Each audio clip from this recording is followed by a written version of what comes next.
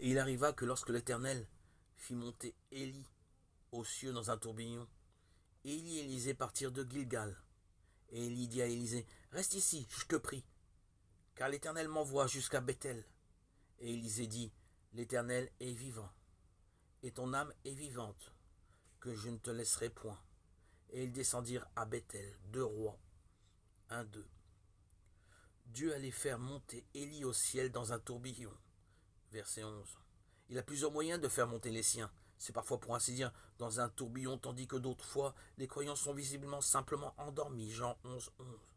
Parfois, il est permis aux assistants de percevoir quelques rayons de la gloire qui entourent de façon presque visible ceux qui sont pris au ciel, alors que pour d'autres, le passage est graduel, imperceptible.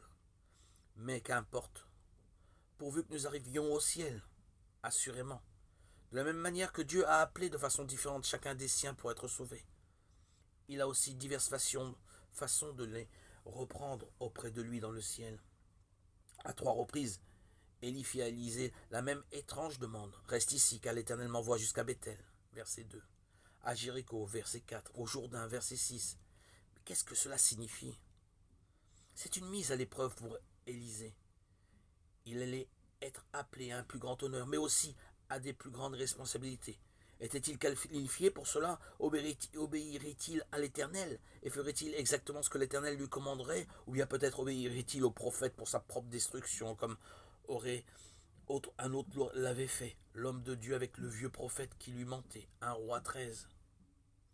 Dans toutes les circonstances, nous devons obéir au Seigneur. Il est dangereux pour nous de raisonner.